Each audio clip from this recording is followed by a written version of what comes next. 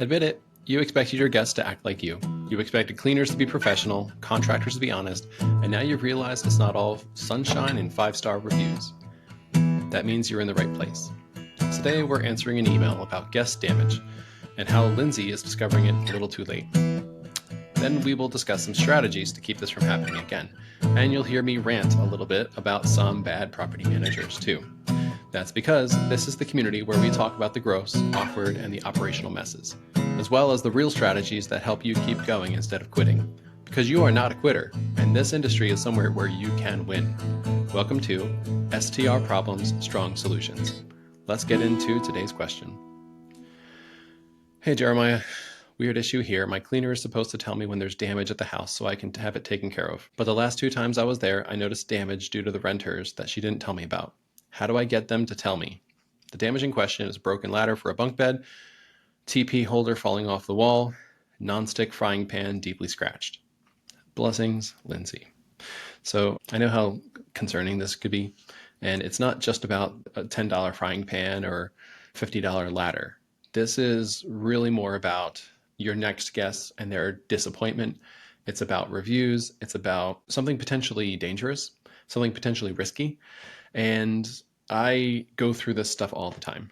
Believe me, as an owner for a cleaning service, I am constantly hiring because we're constantly firing. It's a difficult situation to be in, especially in self-management. So the items that you mentioned are not actually expensive, but that's not always the case. Sometimes they don't notice that there's a cracked tile, and that cracked tile might mean that water gets in there, the wood below it, like the subfloor, gets rotted, and all kinds of things can happen, especially if this goes on for a while. There's also high-risk situations like icy walkways. So it's not uncommon, but your guests aren't expecting there to be dangerous conditions on your property. A lot of them are coming from warmer areas and they end up coming up here for skiing, and that's its own problem actually. But it could also be like something simple, like that bunk bed that you mentioned. If a railing for that bunk bed is loose and nobody notices, somebody could fall off the bed. And because it was loose or broken or cracked, this is something that you should be aware of. Obviously, we're in agreement on that. And I want to make sure the rest of our listeners know, like, this is kind of high stakes. It's kind of a big deal. And not all cleaners take it that seriously. And so we are sometimes talking about cracked tiles or, like a deck spindle might be broken, but that's actually a really big deal if it's on a balcony that's 3 floors high. And if that spindle is broken, then maybe a child could fall out or the dog might fall off of it. There could be all kinds of things, but you need the people who are in your team on site to be doing these kinds of inspections, to be looking for these types of things. And it's the kind of thing that you might not see. The other thing that flags constantly is missing items. So the cleaners are typically the most familiar with the house, but sometimes you get like a service where there's different people in your house all the time. So obviously pros and cons to all different situations, but they should have photos of the house that they can reference back to, like photos of the cabinets, photos of the drawers, the silverware, and whatever else. Another pro tip that I've seen a short-term rental owner do is labeling the shelves. So this shelf will say like 8 large plates. This shelf will say 8 small plates, 8 bowls, so on and so forth. This gives your renters the impression that you're well organized, and if they break something, it's going to be noticed. Not having it isn't really that big of a deal in my opinion, but I think it's not bad to have. I think it's actually a good thing to have. Also identifying like how many spoons, how many forks, whatever. So you should be able to trust that your cleaner will be detailed enough to see and report these issues promptly. Not all cleaners care about this stuff. And honestly, a lot of them are just trying to rush through your home and finish before it's late, before it's too late. They're rushing through your home because they have other places to clean. They've got a lot of commitments that they have to fulfill. And honestly, the faster they can clean, the more money they make. You should be able to trust that your cleaner will be detailed enough to see and report these issues promptly. And if there's things that are missing, it's sometimes difficult to know what's missing in a photo. They use that kind of test when they're testing for IQ. In fact, when they were testing for IQ and they showed some kids a series of homes and they said, what's missing here? And the home without the chimney, it was testing how quickly they could identify that there was no chimney on the house. I'm getting way off topic. When we're talking about your cleaner, noticing things that are missing, it's best for them to compare it to a space where there is one. So have a photo of everything in the drawer, everything's currently in this room, and the reality, though, what's in front of them, they can compare. All these things should be resources that are available to them, like in their cleaning closet or something. Confrontation is and should be healthy in all relationships. Also, human nature does not do well without accountability. They need to be accountable to somebody. There should be inspections going on, things like that. So the way you handle the lack of attention to detail, them not telling you about these issues, is going to depend on the type of cleaner that you have. So in my experience, there's three different types. There's private individuals, where it's like, Joe is my cleaner, and he's the one who's going to be cleaning my house no matter what. It's always Joe. There's pros and cons to that, but that's one business style, right? The second one is individuals with a few helpers. So here, Joe, just now he's got a few customers and he can't really keep up. So he asks his brother and he asks his sister to start cleaning with him. So now Joe has two helpers. So that's what I'm calling an individual with a few helpers. The third type is a full service cleaning business. So if you are getting these issues and you're dealing with a property manager, then your property manager is not really managing your property. They're just renting it out as much as they possibly can. So I get really annoyed by people who call themselves property managers that are not actually managing property. They might be managing your bookings, managing your calendar, doing revenue management, and they have a value that they offer, but it's certainly not responsibility or being on site or solving problems. I get so frustrated by just a ton of property managers that have zero intention of ever visiting your property personally. They'll come and see it the first time. Some of them are just really not detailed either. So they're looking through your house very briefly saying, oh, this is pretty. That's nice. Oh, cool. They don't know anything about water heaters. They don't know anything about breakers. They don't know about circuit. Like, they don't know where to look for the panel. And how are they going to troubleshoot with a guest if they don't even know where the panel is in the house? Hey, turn that breaker off, turn it back on. Like, this is so annoying to me that they're constantly calling in service providers to do something that they should be aware of how to do. Perfect example. I was after a client and talking with them about bringing us on for management, and one of their complaints was that they needed an issue in the floor repaired. And instead of identifying what the issue was and going out to get a couple quotes, they actually charged the homeowner for a consultation. Somebody came out and did a consultation for the floor at, I don't know what it was like $250 to tell them what needs to be done and how much it should cost. And then they used that information to go out to a couple flooring services in order to get those quotes. Why? Why do you not know, as a property manager, why do you not know enough about a house and its systems in order to know what the issue is and how to fix it? Even if you don't fix it yourself, the photos,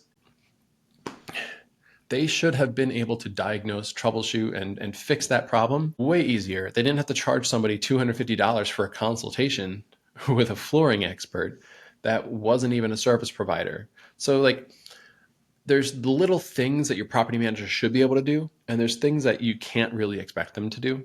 And that all should come out while you're interviewing them. But oh my goodness, I know of a property manager, good guy, gets a lot of business out here, and he visits the Poconos 5 days a week. It's constant. He's always here, but he's almost never inspecting his homes. I know because I've seen some of these places and they're in terrible shape. Like, really rough. Scuffs all over the walls, issues with flooring. I found mouse poop in the drawer underneath the oven, all kinds of issues. And his cleaners aren't doing a very good job. When I walked into the home, I noticed salt all over the floor because they were mopping with a dirty bucket of water. There was so much salt on the floor that they mopped salt all over the floor. And now there's salt all over the floor, and they walked out of the house and left it that way. Like, there's just so many heaters left at 87 degrees once the cleaners leave because the property manager's not inspecting these homes. They're not looking at them. It's just so frustrating. And so that's why, as a property manager, I'm not trying to get your business. I'm just telling you, I do inspections after every clean. I want to be in that house. I want to be managing the property, not just the renters coming in and out, because this makes for happier guests. This makes for happier homeowners. This means that there's opportunity for savings, because if I get there and I find out it's too warm in the house, gosh, turn down the thermostat, fix that problem. That's an opportunity now for me to retrain the cleaners on where to leave the thermostats when they leave the house. The other thing, and it's not their fault, it's the people who hire them. Hiring a property manager that is a cleaner first. They're just a cleaner, and they tell you that they're a property manager. That's also probably a big red flag. It's probably a big problem too. So you got to think through their systems, who they're using to message the guests when they're cleaning. There's a lot of logistics to that. Choosing a property manager, I could do a whole episode on. I don't really need to get into it all right now. But the last thing I want to leave you with in this little rant is property managers that live in like Florida and manage property in the Smokies or manage property in the Poconos or manage property in Vermont. Like they're an entire plane ride away from the house and solving the problems. And they might tell you, oh, I've got an operations manager over there. Well, I should be interviewing that operations manager, not you via Zoom.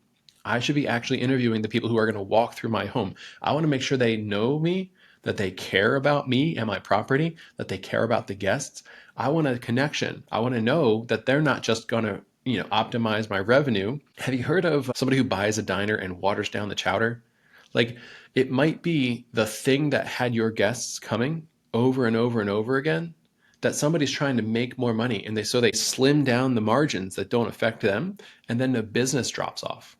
So like there's a value in undercharging your guests for your stay. And your property manager wants to charge your guests as much as possible. And you have to think about, do they actually care about 4-star reviews? Does it hurt them the way it hurts you to know that your property is being disrespected? My point is, if you're going to hire a property manager, make sure it's in their contract that they will personally walk through your property at least one time per month. I think it's a disservice to you, a disservice to your property to not have that as a requirement, because property managers, generally speaking, are incentivized by the amount of money that they make and the obligations they have to make that money. So if their obligation is to visit your property in person, or another representative, it has to say not the cleaner, it has to say them. Like, they actually have to visit their property. Now, if you have a property manager who's not willing to agree to this, then I think that you as a homeowner should be doing these inspections yourself. I think that you should be doing this walkthrough yourself at least once a month. That way you can hold your property manager accountable. Additionally, look through your contract, make sure that property manager is accountable. Because if damage like this happens and their team doesn't report it, then they should be sticking their hand in their wallet to fork out the money for it. Because if they're actually responsible for it, they should be covering it. And once they actually care because it hits their bottom line, just like it hits your bottom line, then they'll be a little bit more, conscious of these types of issues and not maybe bring up so many excuses. Well, it'll probably increase their excuses, let's be honest. Also, somebody call in or email in, ask about Evolve. I'd love to talk about them and Vacasa too. But anyway, let's get into these 3 types of cleaners and what you do based on the dynamic, and a couple of things to know about them before you try to implement a checklist, which I think is really the best solution for this. So the most common type are the private individual cleaners. This is when Joe comes to your house. He works a full-time job at the school district, maybe as a custodian, but then he comes to your house every day. Usually like 2 o'clock, 3:30, when he leaves the school, he comes to your house, cleans it, and now it's ready for the next guest. Now there's problems with this, like you can't accommodate a 5-hour turn because the guy has a full-time job he's not going to give up on. Or you might just have somebody who's a professional cleaner and this is all they do. Maybe they're retired, maybe they have Social Security. There could be a lot of different reasons why this is their full-time gig and they're always available. Nevertheless, this is the most common type. Make sure that you're getting good photos after every single clean. The photos should show everything. The supply closet, it should show inside the cabinets, inside the oven, the refrigerator, everything. Everything should be done. New photos every single time, without question. You can and should implement a checklist of photos and tasks. Have them test the hot water and the cold water. They don't always test that the hot water is working when they're cleaning the house. Sometimes they don't want to wait for it to turn hot. They just want to wash the sink with whatever's coming out, rinse it out, and then they're done with it. They might not notice that the water heater is not working. Second thing is they could test those steps. If it's on a checklist, they're going to notice that it's broken, because if it's on their checklist to test it, then they're going to tell you, hey, this is broken. It's not right. So now you get Well, you don't get as much damage that becomes unreported by having a checklist like this. Another thing to think about, the things that you don't see. So they can, put a half full glass of water in the microwave, put it on for a minute, come back to it, make sure that the water's warm. Now we know the microwave works. Doing this every single time doesn't take a whole lot of time. It's not expensive. It's relatively simple. It's just clean water too. They can pour it back out in the sink, put it back on the shelf. Simple, easy, and it's a good way to test things that are actually working. The systems are actually working for your guests before they arrive. So if you're going to implement a checklist like this that you're not already doing, make sure that you have the willingness to pay extra for it. Ask your cleaner, what do you think this is worth? Is it an extra $10 per clean? Is it an extra $20 per clean? And only pay that extra when you get the checklist. If for some reason they say, hey, I was really busy today, I didn't do the checklist, I didn't send it to you, but I'll do it next time. Just, okay, well, I guess it's going to be, 170 this time, right? Okay. So just make sure that you've got that sort of thing like itemized. Like this is something that they're doing for a cost, and it's not exactly just the clean, but it's associated with the clean. And in your mind, it's required. But humans, they come up with excuses all the time, and cleaners are typically pretty busy. So the other thing is to make sure that your cleaner knows that you like them and trust them. Frame it as this is us against the guests. We try our best to make them happy, but nobody's perfect. But this is an effort to make them happy. This is like making sure that the coffee maker works and that the microwave is working and that nothing is broken for the next guest. So just focus yourselves so that you're in the same team on guest satisfaction, on 5-star cleans. The next one, the next style, the next type of service is the individual with a few helpers. These cleaners are hustlers. They're working hard. They have customers that they don't want to disappoint. They oftentimes have very high opinions of themselves, and they're constantly dealing with the disappointment of their helpers because the helpers are generally not as good as they are. So this is a cleaner. This is like Joe, who decided, you know what? I've got so many houses. I don't need to be a custodian anymore. I can give up on that job and I can go full-time into cleaning. That'll enable me to pick up 5 more customers. I've already got 5 people who want me to clean for them.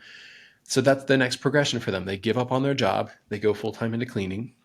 And then once they get too busy with that, they ask for people to help them. And that's usually something that they're asking for just as a part-time thing. But then they get into this phase where it's a cleaner with a few helpers, where they're constantly using helpers. So this is now like Joe is sending his sister over to your house to clean it. And he tells her, this is what to do. This is when to do it. This is how fast it has to get done. I'm going to be around the corner. Call me if there's a problem. That's usually the dynamic. It's a personal relationship that they have with somebody else. Now, the downside to this, oftentimes Joe is paying Patty or Sally, I forget what name I used.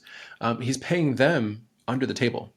And that's a problem for a number of reasons. So one is Joe is now paying taxes at whatever tax bracket he lands on the money he's paying to Sally. So if Sally's getting, I don't know, 150 bucks for this, the taxes should be taken out. FICO should be taken out on both sides because it's self-employment income. And for Pennsylvania, it's 3%. But then for the federal, there's another one. So now if Sally's total income ends up being below Joe's, anyway, I don't really need to get into the taxes of it.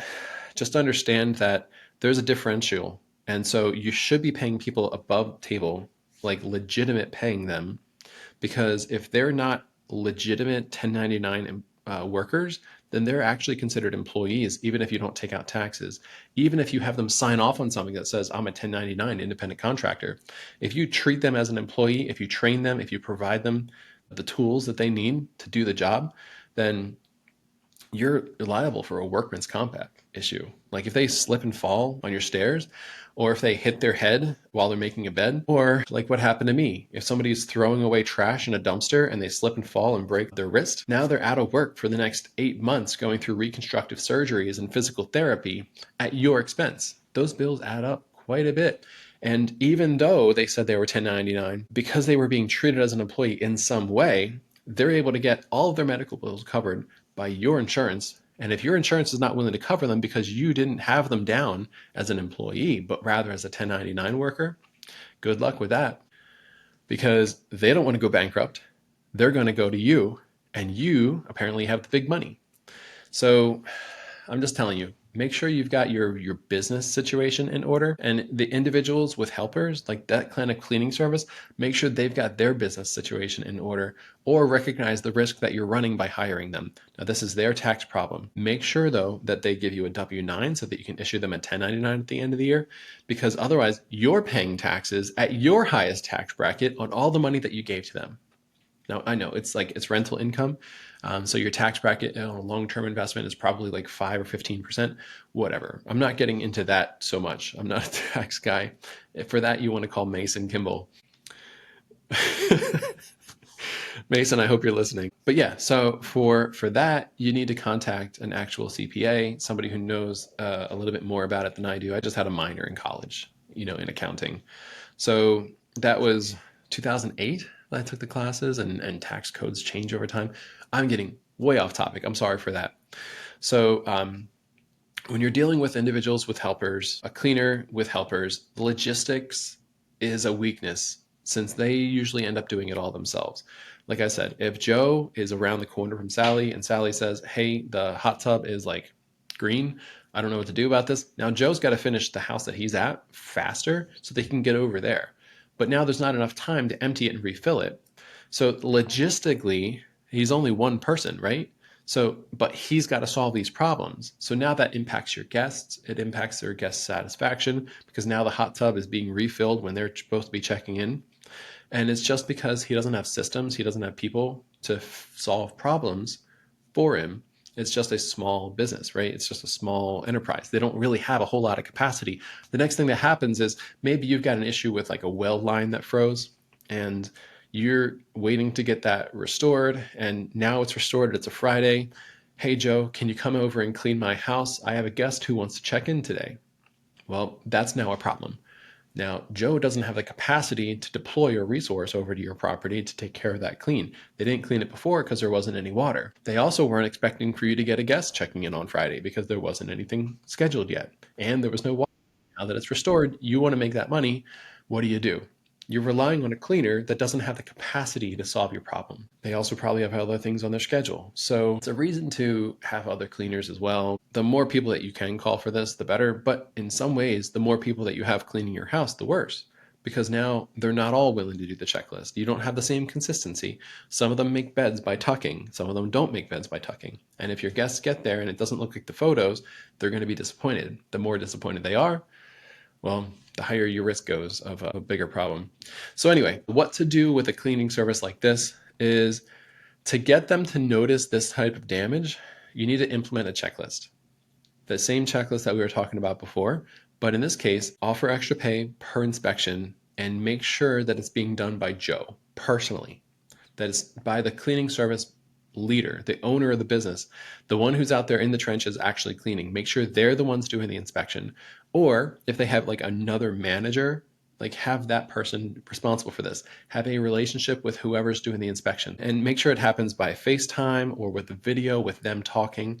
That way you know this is the person doing the inspection. It's not really worthwhile if they're telling Sally to do the inspection. Remember, asking your kids to grade their own homework is they don't know what they don't know. They don't know what they missed. So why would you ask your cleaners to do their own inspections? So you've got to have the one that you know, like, and trust, the best cleaner doing their inspection, their own inspection of the house, the systems, things like that. So that whole checklist that I'm talking about, it's a level of help. It's going to help solve these problems, and it's going to help identify the issues before they become real issues. But it's not necessarily a foolproof plan, right? So the third style is a full service cleaning business.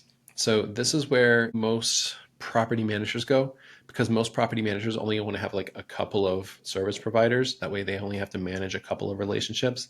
They don't want to have like 15 separate cleaners. Sometimes they do. Usually it's a cleaning service. I don't do that. I have built my own cleaning service because I couldn't find anybody to focus on quality the way I do. A full cleaning service is good, but some of the relationship dynamic is lost. Another thing that you've got to think about is the logistics of consistency. So having photos available to those cleaners that are actually cleaning the house, so they know how this is supposed to be set up, how that is supposed to be made, all these different types of things you can do to support your cleaning service. But do not implement these things midway, because they're going to start thinking that you don't trust them. They're probably going to keep doing it, but nevertheless, it's difficult to implement these things like halfway through your relationship with them. It's much easier to do it on the front end, get them when they want the business to agree to all these different things, or make sure they have a contract. I think all professional services should have an actual contract, not just like a handshake agreement, not just a text message thread, maybe an email. Okay. But you should actually have a real contract. Moving on. So hold them accountable. It's a cleaning service. Yes, they might be big, but they do have a face. Ask, if I cannot make a claim on the platform, are you going to take care of the damage? So if there is a broken tile or a missing ball from the pool table, are they going to make it right? Are they going to get another set of balls for the pool table? Or are they going to pay for the repair for this tile? Because if they missed something that's in their contract that they're not supposed to miss, and they don't report this damage, now you can't make a claim against the guest, and Airbnb and AirCover can't cover it. So if it's the cleaning service's problem, they should be willing to solve the problem. It might be in their contract, look for this, that the maximum refund is the cost of the service. That's also quite common. In this situation, you're not actually asking for a refund. You're asking for a credit to future cleans of whatever the expense was. And a lot of them, I think, would be willing to do that, but you've got to figure that out and find a way to hold them accountable. Worst case scenario, shop around in the slow season. In those shoulder seasons where, like for us, it's the spring. For a lot of people, it's the summertime. It's the wintertime or the summertime, whatever. In the shoulder season, those cleaning services are looking for more cleans.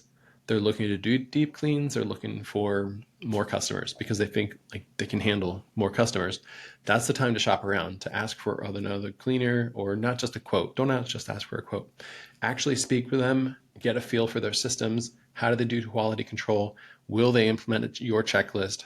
Are they going to have different people going into your house every single time? So on and so forth. The last tip that barely anybody thinks about is to advertise for your cleaning service, or like hint to the guests how to offer tips, possibly even add them as a co-host to your listing. So these ideas, they work for 3 reasons. In a cleaning service, individual cleaners are getting paid hourly, or they're getting a portion of the cleaning fee. So an extra $10 like tip makes a big difference for them. The second thing is it produces a feeling of pride, and it's hard to quantify the cost or the value of somebody putting pride into their work.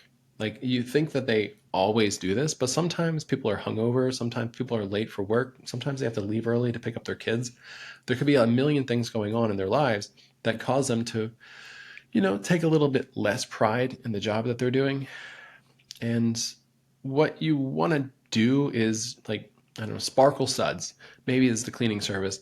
Make sure that you've got a little sign somewhere, usually in the kitchen, that says like Sparkle Suds cleans this home. That way they take a little bit of pride, and it's their name now that's on the line. Because if the guest feels like Sparkle Suds didn't do a very good job, this could actually lead to Sparkle Suds getting a review on Google or Yelp or, whatever else. Or they might even mention it on Airbnb in their review. Sparkle Suds didn't do a very good job because like the beds had hair on them, and there was dust all over the countertops, and I found that the pots and pans were still dirty, or whatever, that sort of thing. Give them something to be proud of, by putting a name to the job, by putting their name on your house. The other one is the tips. Like, the tip might make a huge difference. So allowing them to put a little envelope out that says like, here, if you want to leave a tip, this is how you do it. Putting that sort of thing into your welcome message or your checkout message. You just tell them, if you want to leave the cleaners a tip, here's how to do it. Like, leave it on a plate or, whatever. It's not standard, but I do see it in some houses where the cleaners leave little envelopes that they're hoping that somebody's going to leave a 5 or a 10 or a 20 in, right? And allowing them to do that sort of thing gives them an incentive to do an extra good job at your house that wouldn't be there otherwise. Now, some hosts think it's tacky. Make your own decision. But in this situation, it's something that doesn't cost you any money, and it's not asking your guests to leave them a tip. It's just something that you can manage, right? So doing something like that makes a big difference. The pride, I think, makes a big difference. Giving them just a platform to advertise with, I think, also makes a big difference. So, and you really want them to go that extra mile. Now, if today's episode felt a little bit too familiar, you're not alone. These are the problems no one talks about when they sell the dream of easy passive income. If you've got a situation you want to share, then please email your question info@galvanizedmanagement.com or reach out and let's talk. If you'd be willing to come into the show, I can share my screen with you. It'd be great. I'd really like that back and forth kind of interaction to come. Your problem might be the next one that we break down, and chances are you'll help a lot of other hosts in the process too. If this episode helped you, share it with another host who's in the trenches. That's how we make the industry better. I'd also love to see you follow us on TikTok at Galvanized Investments, Facebook and YouTube at Galvanized Management, and lastly, jeremiahknoll.com. Until next time, stay steady, keep learning, and keep building something real. This is STR Problems, Strong Solutions.